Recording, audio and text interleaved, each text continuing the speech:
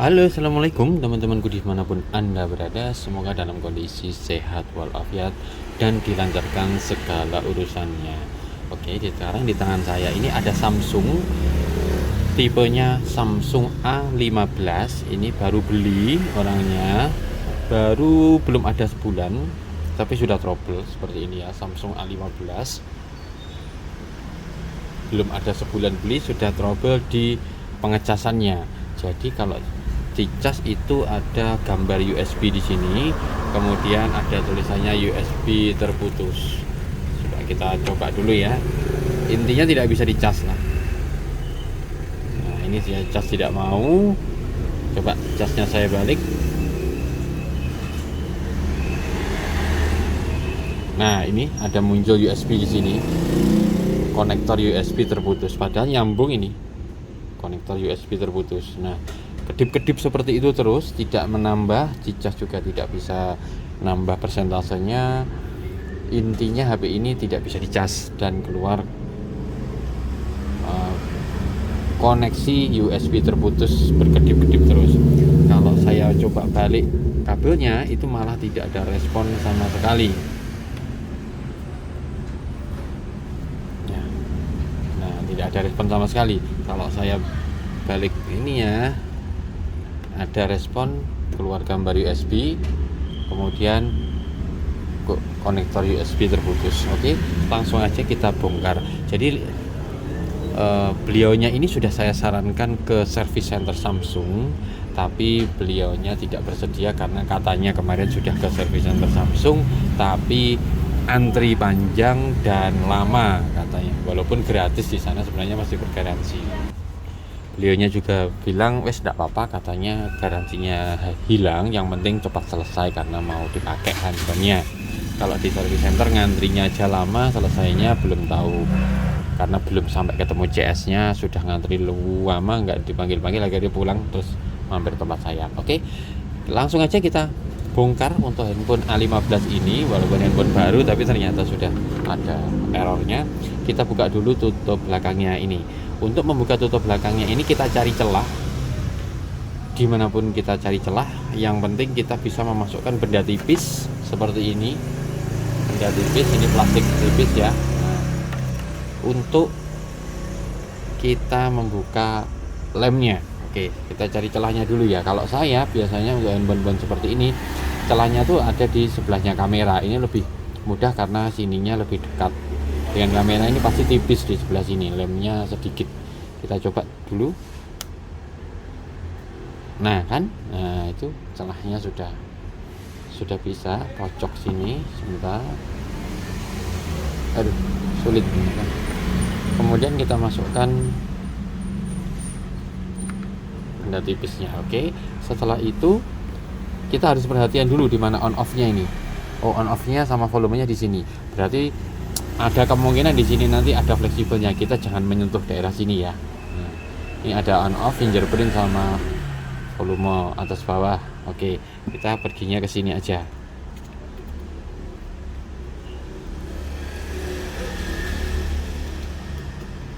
Oke.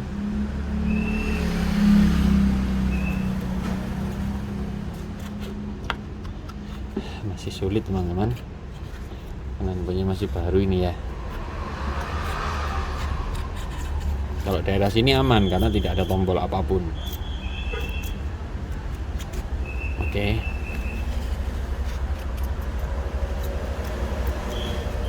Ya, on off-nya di sini ya. Jadi kita harus berhenti sampai di sini aja. Oke. Berhenti. Nah, on off-nya kan di sini. Nah, kita berhenti. Coba kita buka sedikit. Ya. Aduh, lepas. Oke. Ya. Pelan-pelan saja teman-teman ini karena lemnya masih lengket sekali. Nah, oke. Kita buka pelan-pelan. Hati-hati, pelan-pelan. Nah, sebelah sini masih lengket ya teman-teman. Nah, oke, sudah terbuka ya teman-teman. Nah, ini beneran di sini ada fleksibelnya fingerprint. Kalau tadi kita pakai ininya ke sini, bisa jadi kita nabrak fleksibel fingerprint ini. Nanti kalau fleksibelnya putus tambah repot ya. Oke, habis itu kita buka baut-bautnya. Bautnya banyak sekali, kita buka satu persatu. Yang banyak masih segel. Saya buka pertama kalinya ini karena beliaunya minta cepat dan tidak mau digaransikan. Garansi hilang tidak masalah katanya, daripada nunggunya terlalu lama.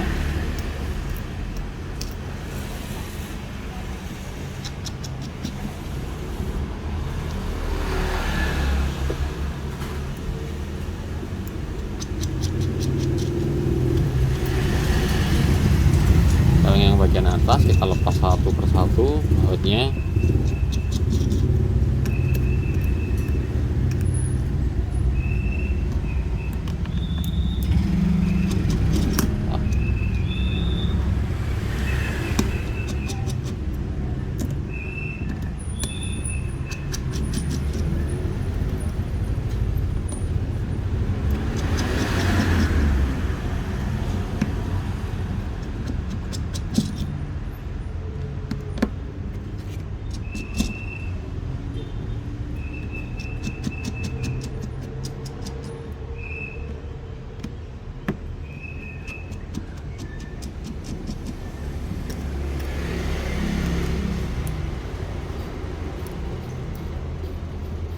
Oke, setelah semua baut terlepas, kita lepaskan dulu aja nih fleksibel fingerprintnya ini. Kita lepaskan soketnya biar tidak tertarik nanti. Kemudian kita buka SIM tray-nya atau tempat kartunya. Kita keluarkan dulu SIM tray-nya. Nanti kalau tidak dikeluarkan kita tidak bisa membuka. Oke, ini ada kartu, ada memori jadi satu ya. Nah, seperti biasa untuk membukanya kita cari celah di bawahnya SIM tray yang sudah terbuka ini. Pasti di sebelah sini ini lebih lentur seperti ini. Nah, keras sekali teman-teman ya. Ini harus berhati-hati. Orangnya beli 2 juta berapa gitu loh, 2.700.000 kalau nggak salah. Baru berapa, belum ada sebulan lah, 2 minggu sekitaran. Nah, itu kita keliling ya. Ya, seperti ini. Setelah semuanya terbuka, kita buka pelan-pelan. Tadi ini sudah kita buka ya. Kita buka pelan-pelan. Kita simpan lagi di sini. Dan langkah pertama yaitu kita buka soket baterainya. Oke, biar aman. Soket baterai sudah terbuka. Kita fokus di bagian bawah. Biasanya permasalahan di bawah ini adalah berhubungan dengan konektor chargernya yang kena air atau konsleting. Ya, seperti ini. Kita lepas saja papan bawahnya, kita coba bersihkan. Siapa tahu dengan dibersihkan saja sudah normal karena ini original. Ini kita buka dulu satu baut di sini ya. Warnanya hitam. Ini saya buka. Nah, sudah. Kita lepas dulu kemudian nanti kita bersihkan ya, teman-teman. Kita lepas dulu soket antenanya. Oke, merah dan biru.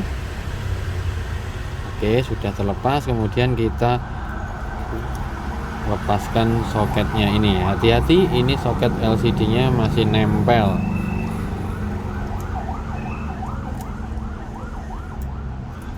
Soket LCD-nya nempel di sini. Ini kita lepas saja biar tidak mengganggu. Oke.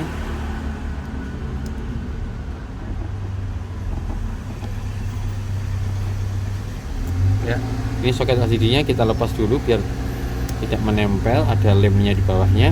Oke, kita lepas seperti ini. Ini ya yang bermasalah teman-teman. Biasanya ini adalah kena air atau lembab. Coba kita bersihkan dulu.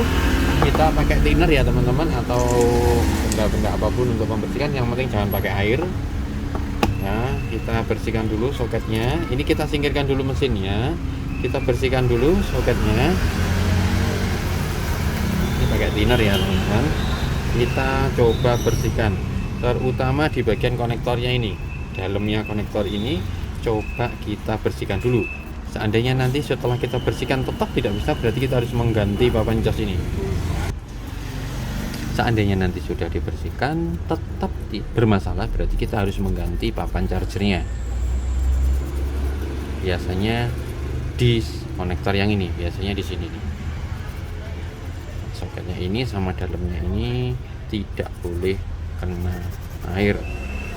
Oke, kalau sudah kita bersihkan juga fleksibelnya itu dari kotoran ya. Ini saya pakai thinner. Jangan terlalu banyak juga, jangan terlalu keras juga nyikatnya. Oke, setelah dirasa bersih kita biarkan dulu sebentar sampai kering ya. Tapi kalau thinner cepat banget keringnya. Kemudian kita pasang, kita coba dulu, kita pasang.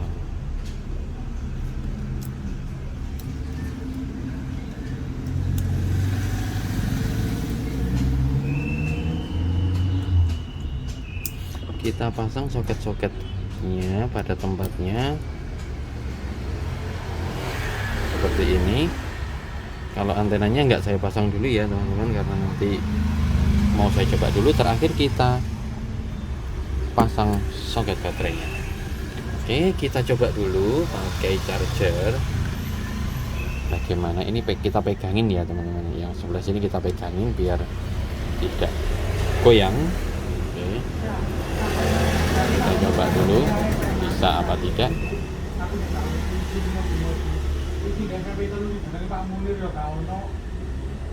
Ternyata tidak bisa teman-teman, tidak ada respon. Kalau tidak bisa berarti kita harus mengganti papan chargernya itu satu set ya. Ya, tetap tidak bisa.